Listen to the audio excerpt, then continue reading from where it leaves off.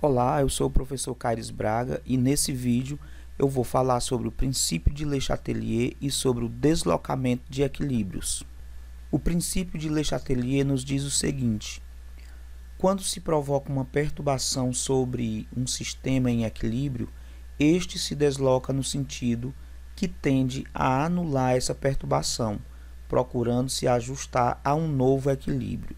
Ou seja, quando nós influenciamos um equilíbrio químico, seja através de temperatura, através de pressão ou através de uma alteração na concentração, esse equilíbrio vai trabalhar no sentido de reestabelecer o equilíbrio químico.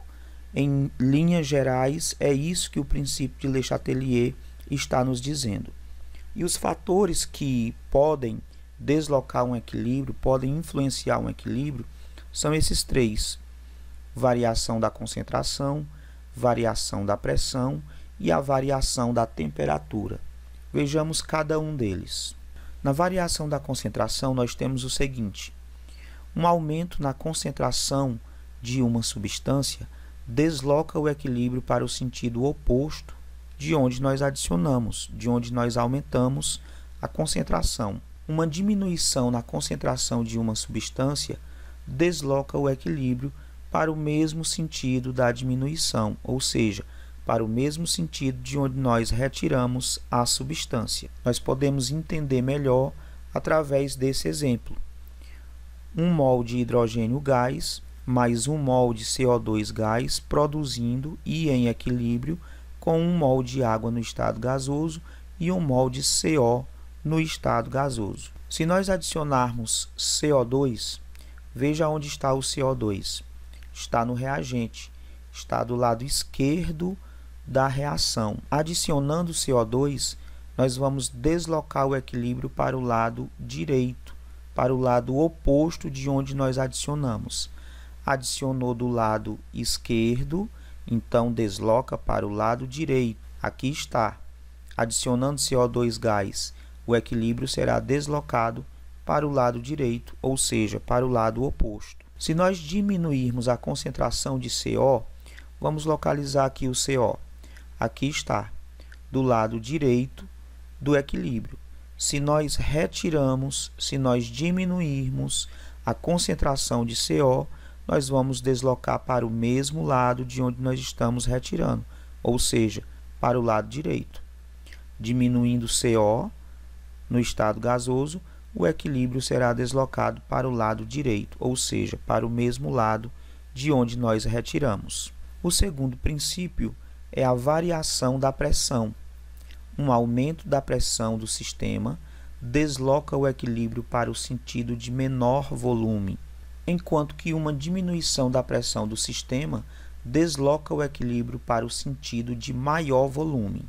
Através dessa equação química, onde nós temos um PCl3 no estado gasoso, mais um Cl2 no estado gasoso, em equilíbrio com um PCl5 também no estado gasoso. Nós podemos dizer o seguinte: nós temos aqui no reagente um volume de PCl3 e um volume de Cl2, somando dois volumes. No produto, nós temos apenas um volume de PCl5. Esses volumes nós vamos observar a partir dos números que ficam na frente das substâncias, que são chamados de coeficientes. Aqui, coeficiente 1, então, dois volumes. No produto, coeficiente 1, portanto, um volume. Quero chamar a atenção para o fato de que, nesta reação, o reagente apresenta maior volume e o produto apresenta menor volume. Daí podemos dizer, se nós diminuirmos a pressão sobre o equilíbrio, nós vamos deslocar para a esquerda. Por quê? Diminuindo a pressão, eu desloco para o lado de maior volume. E o lado de maior volume aqui é o lado esquerdo, o lado do reagente. Pelo contrário, se nós aumentarmos a pressão sobre o sistema, o equilíbrio será deslocado para a direita, que é o lado de menor volume. O terceiro fator a deslocar o equilíbrio químico é a temperatura.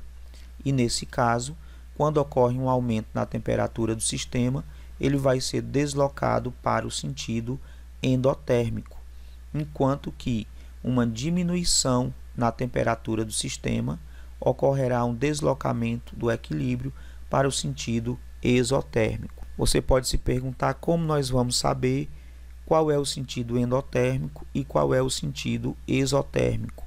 A equação química ela vai trazer o ΔH, a variação de entalpia, que aqui para esse exemplo ela é igual a mais 43,2 quilocalorias. ΔH positivo significa que a reação é endotérmica. Daí nós podemos concluir que para o sentido do produto a reação é endotérmica e para o sentido do reagente ela será exotérmica. Caso o sinal fosse negativo, nós teríamos aqui o inverso. O sentido do produto seria exotérmico e o sentido do reagente seria endotérmico. Podemos então dizer que, se nós aumentarmos a temperatura do sistema, o equilíbrio será deslocado para a direita, porque quando aumentamos a temperatura, nós deslocamos para o sentido endotérmico.